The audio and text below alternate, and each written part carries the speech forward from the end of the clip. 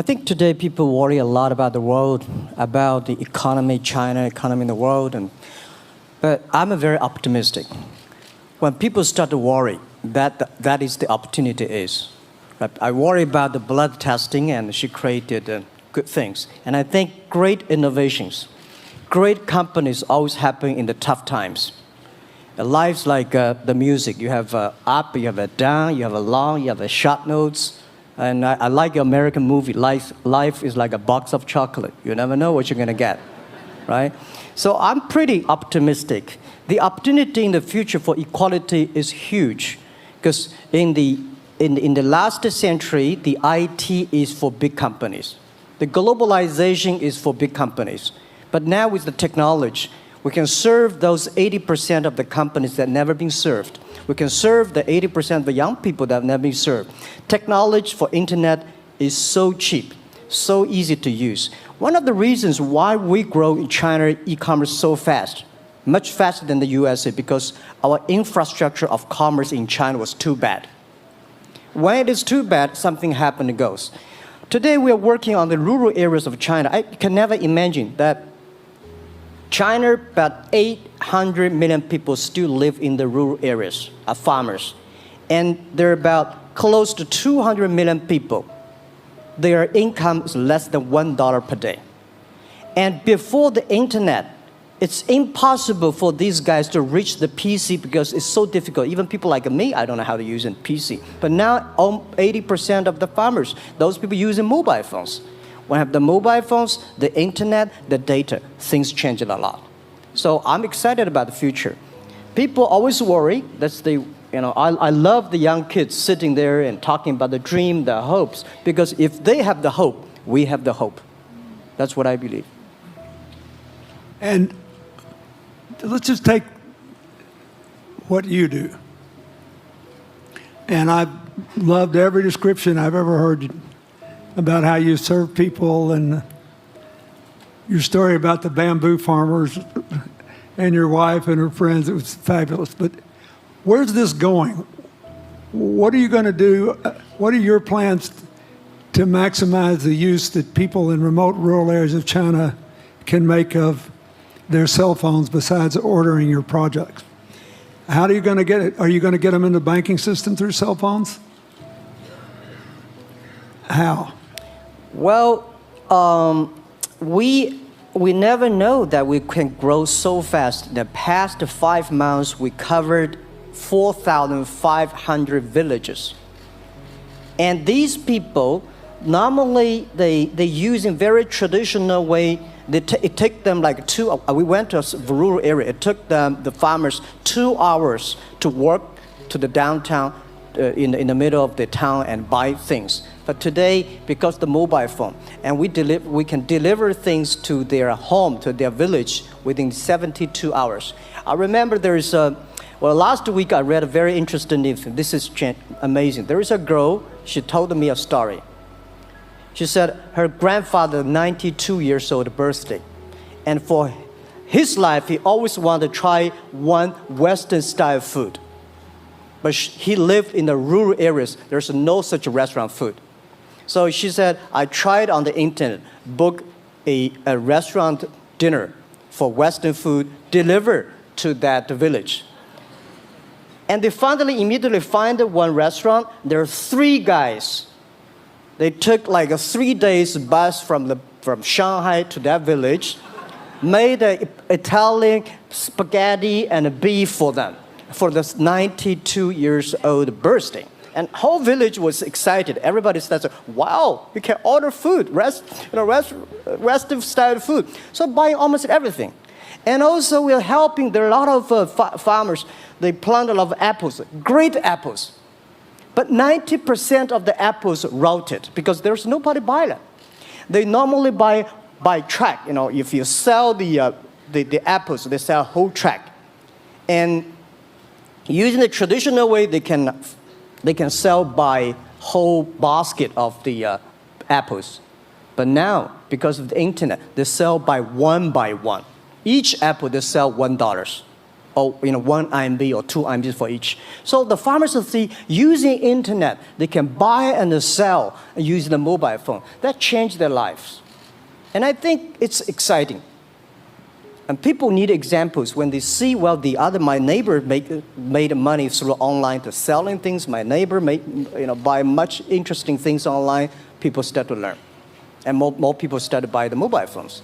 We cannot make all the mobile factories to sell phones to them. Only they know the mobile phone really works, helping change their lives, they start to buy the mobile phones. Just one more question. And then, do you think this will make the current problems like the current problem in China less likely? That is, if we'll have more market information and the market will drive where the investment goes instead of the government trying to make judgments about, I better build another housing development or office development here, there, or yonder, and you wound up with a bubble. Well, if it comes from the bottom up, is it more likely that fewer bad things will happen? Yeah, I think the last week I was in Seattle discussing about the China economy. I think you American people worry too much about the China economy. Well, you see, every time when you start to worry about China goes better. Every time you think China is in problem, we'll get better. But when you have to say, you have a high expectation of China always a problem. Like parents have the expectation of the kids, are the same. But there's a big difference between American consumption, because people say, well, the economy is bad, so China consumption will be good low. No, totally different. You Americans love to spend tomorrow's money. And the other people's money, maybe. Or maybe the children's money. We Chinese love to save money. We are probably the largest country, the safe deposit in the whole world because we've been poor for so many years. When we make money, we put in the banks because someday we know the disaster is coming, so we can spend the money. So when the economy is bad, we still have the money to spend. You guys probably don't. You worry. And the second thing is that China been focusing on developing for the past 30 years. China government so strong on investment, so strong on exporting, but they are too weak on the domestic consumptions. Domestic consumption is not driven by government, it's driven by entrepreneurship, driven by the market, not the government. So in the past 20 years, government is so strong. Now they're getting weak. It's our opportunity. It's our showtime to see the market economy, entrepreneurship, how we can develop the real consumption. I think if the China developed the great consumption, we have a 300 million middle class. In next 15 to 20 years, we're going to have 500 million middle class. We need to import a lot. So when we start to import, that's great. I worry a lot when we export. When we export, we got a terrible sky, we have a terrible water, we have a terrible environment. When we start to import, we got to be better. So that's all the great opportunity, guys. Be happy about that. I'm serious. I agree with that. I'm serious. Yeah.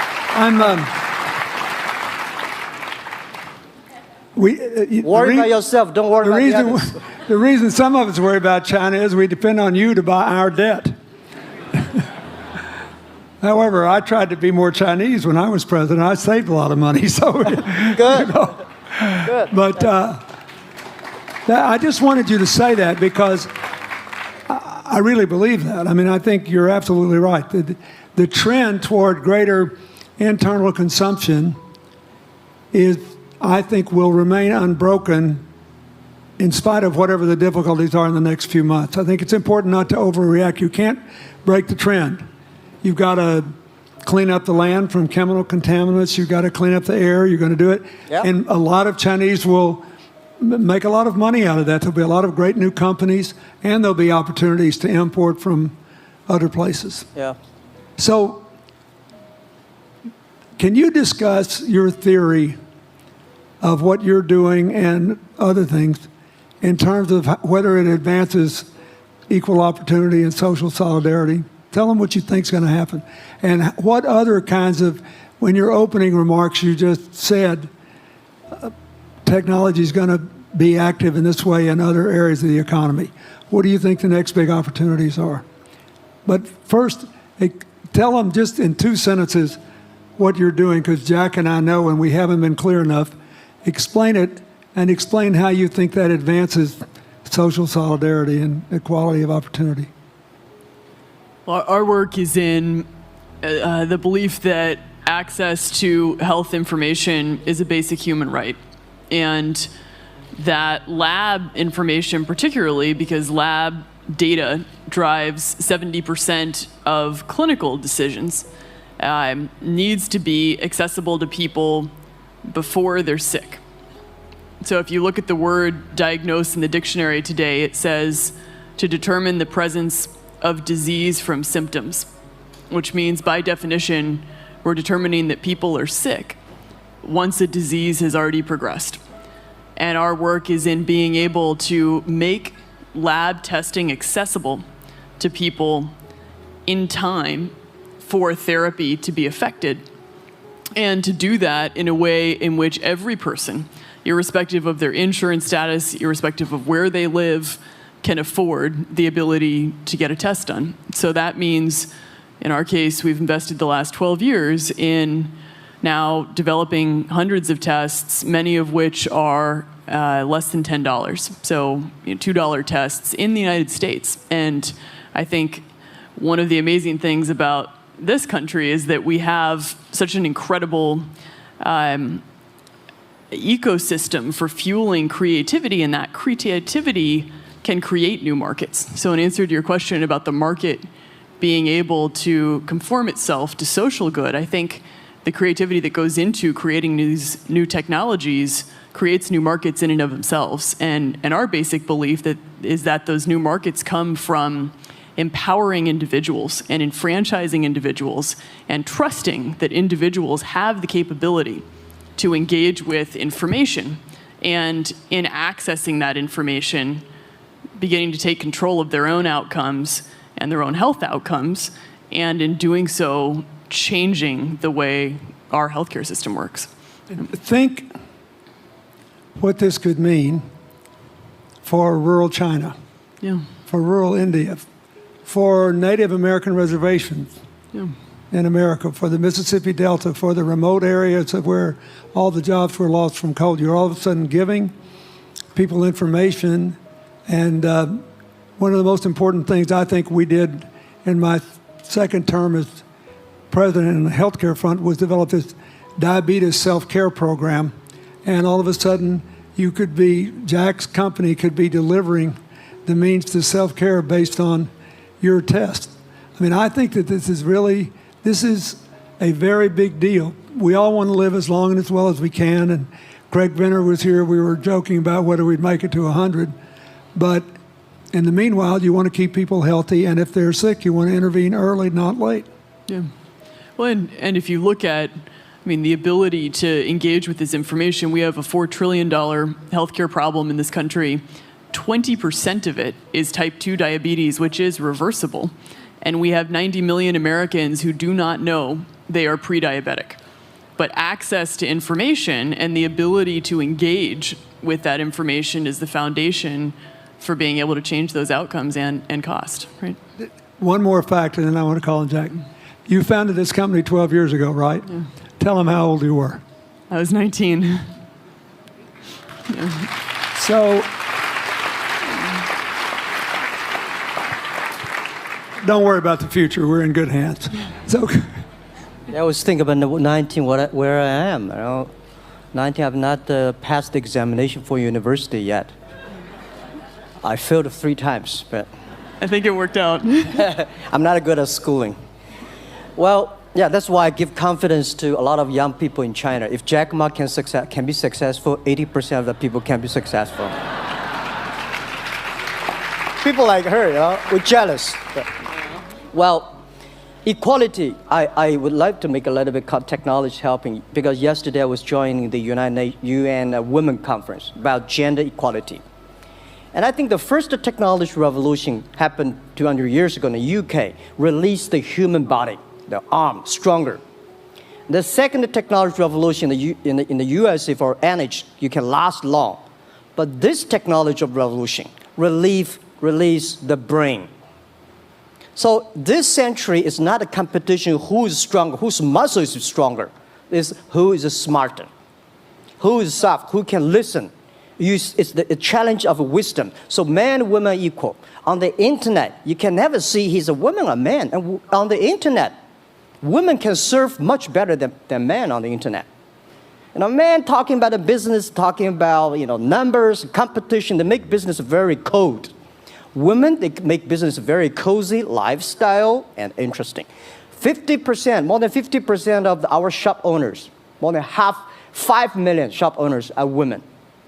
And people love that. I mean, this is a great thing. I see that this century, we see more and more women leaders, on the state leaders, the presidents. In the future, we're going to General Secretary of the United Nations should be a woman leader.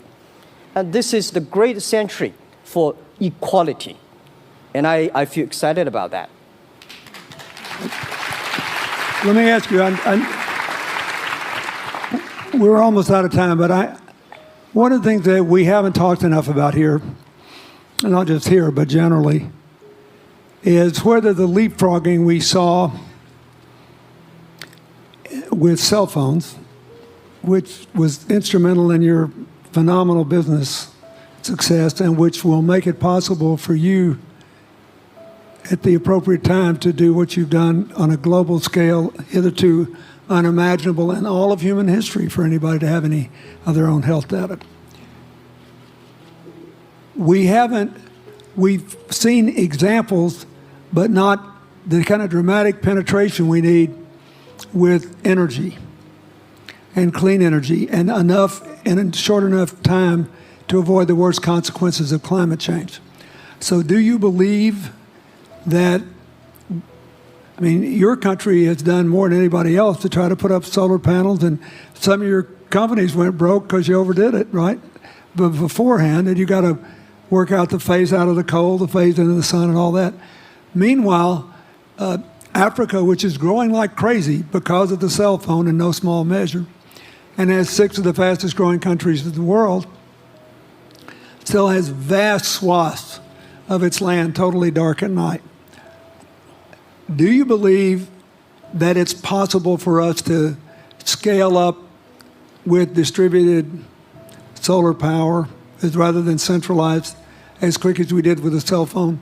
And if so, and if that were your business, if you had to quit what you're doing today and start there, how would you do it? And how would you do it? Lady first, I know that.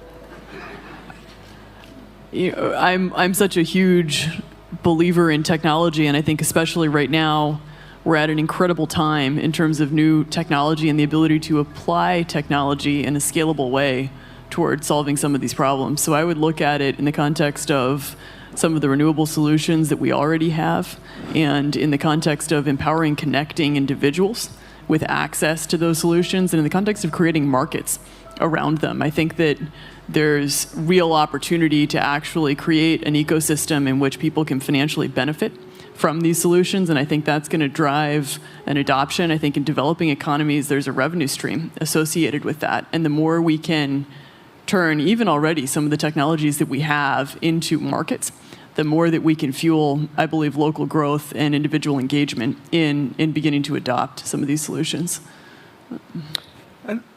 Just related to that, Jack, you answer it, and then I'll ask you one final question. Yeah, I am a strong believer that technology can make world much better, because people say China economy is getting slower. I'm happy about the 7%, even 5%. Even 5% of the GDP of the number of China, of the second largest economy, is big enough. But you don't expect China to keep on growing 11%. Because like one human body, when you're 1.8 meters tall, you cannot keep on like a 10% grow every year. You have to grow the quality, your mind, the wisdom. So I think China needs new technology to solve these problems, and which today the data, the clean technology all these things that China is supposed to do, if we keep on the tradition, the old ways, we'll go nowhere. This is why I feel excited because people ask me, what is your dream now? Because I never thought I would be today. I can sit here talking to president. I'm like a guy, on the street and like failed 3 times for university, 5 times for high key schools. I applied for 10 times in Harvard School, all rejected. I never thought, because of the technology, because the internet gave me this opportunity. So I think when I retire, I don't want the Chinese people have a terrible water to drink, unsafe for food, and the money we make all spent in the hospital. That's disaster. So how we can using the technology to enable young people, the great chance of this world, don't worry about it. We got 1.4 billion people who were born in 1980s. They are the people of the internet times. They are going to have new ways to solve the world problems. The things you are worried about today, they can solve it. And human beings have these kind of worries for centuries. And young people can always solve it. And today, when you have a right direction, clean energy, the climate change, all these issues, they will be solved, and these are the great opportunities ahead of us. Anything else? I agree with that. I think the more we can enfranchise people, the more we can create ecosystems in which individuals are empowered, the more we give rights to individuals to be able to build businesses, to be able to pursue the economic benefit of technologies, the more you see these markets change. Before they leave the stage, I want you to look at them. And I want you to think about the time we have had to spend here dealing with the refugee problems in Syria and Lebanon. Stand up, Elias. This is my friend Elias Bousab. He is the education minister in Lebanon. He's got to educate all these kids. And so he left a miracle that very much reflects the lives that Elizabeth and Jack have lived. He was in a very responsible position at the American University of Dubai. They started bringing American scholars over there to live in an Arabic culture. He did all these wonderful things. Lebanon got in trouble. He went home to save his country. What is the difference? How much more could he and every smart Lebanese person do if they could focus on these things? And why can he not? Because the place is dominated by people who think their differences are more important than their common humanity and their common challenges. You cannot imagine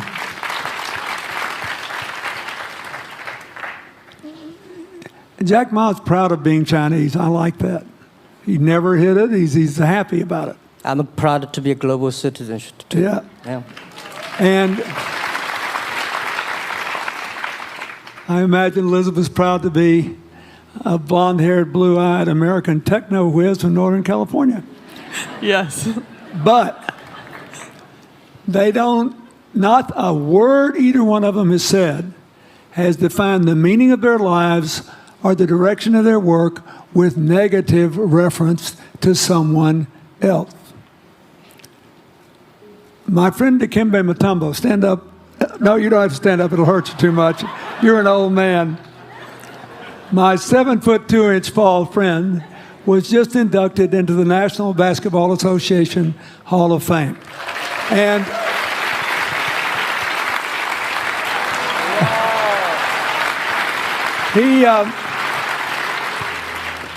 my whole family loves him.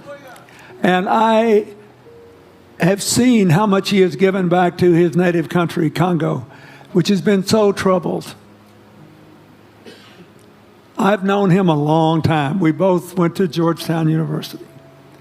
I did before he was born, I think. I've never heard him say a resentful thing about anybody. I have seen him give and give and give, and try to give the people in his native land opportunities.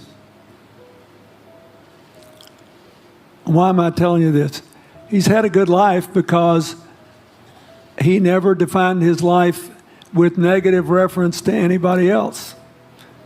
He never begrudged anybody else's success, and he thought he had an obligation to help other people. I'm telling you, we are back in a time of collective global insecurity where the main struggle is the oldest one in human history, just in modern techno realities. I mean, if you were trying to build the Middle East, you would think about our permanent sponsor here, the ambassador from Oman, who her government tried to help head off a calamitous war in the Middle East over the nuclear issue in Iran. We all pray to God that it'll work out all right. And the lead she made. You look around all these places, wherever people are putting aside their differences and working together, good things are happening. We cannot achieve economic or social equality without living in the factual realities of the world we face, looking at the obstacles, looking at the opportunities, making the best decisions. And those of us who even feel good about ourselves because we think we spend a lot of time giving, our whole goal should be to work ourselves out of a job. One of the things that Bill and Tanny Austin are sitting there with Starkey, they started giving away hearing aids, and then they decided, well, we better teach these young people how to speak. If they get the gift of hearing, they'll have to learn that. So they got into the education business. Sonny Varkey got into the education business and decided somebody ought to do something really dramatic to remind people that the only people that really matter are the teachers. So he gave the first Global Teacher of the Year award last year, and an international panel gave the prize to a teacher from Maine who promptly gave the entire $1 million to her school. The woman never made any money in her life. She gave all the money away immediately. The future is going to be forged by people who think of how to use the modern tools that we are given, as Elizabeth and Jack have, to create opportunity through empowerment. And it will not be a straight line. It's too many moving parts. But I just want you to think about that. The reason you feel good looking at them is that you identify with them even though they're different from you. And that's basically where we are all over again, and we can't slip back. We can't give up. That's why when we had the Prime Minister of Italy and George Soros talking about the future of Europe, and George said it was coming apart, and the Prime Minister said, no, it doesn't have to come apart if it's about something more than economics. I thought it doesn't have to come apart if you will it not to. And you put yourself on the line for it. There are no guaranteed outcomes today, but you can guarantee that the trend is right. So go ahead, Dee. We're going to say something, weren't you? Yeah, I just wanted to add, I mean, as we're talking about the future and from my own experience and looking at all the faces here, I think a huge part of the answer to your question is also to raise our little girls with the stereotype that they can be the best in engineering and science and math, because when they do in all of these industries, it changes everything. And we need to do that in this country, and we need to do that as parents in other countries. You know? Yeah, I was thinking about if what you say. I think about when you talk about problems, you normally it's like a politician. When you talk about opportunities, that the business people. I was thinking about how we can using this all the problems that change the problem become the opportunity. And I don't know. I just feel excited when people talk about problems. I think think about if you can solve one of them, that's the chance. And today, nobody live in this century has so many opportunities and so many tools they can use to change other people's life. And I think in the last century, which I call the IT time, this century is called the DT time, data technology. IT is to empower yourself, make yourself strong. DT is to empower the others. When you empower the others, you empower your future, yourself. So when I listen to you talk, I agree, and I think that's why we were born in this century. That's why how we can use the internet to help more people. Let's give him a hand. Thank you.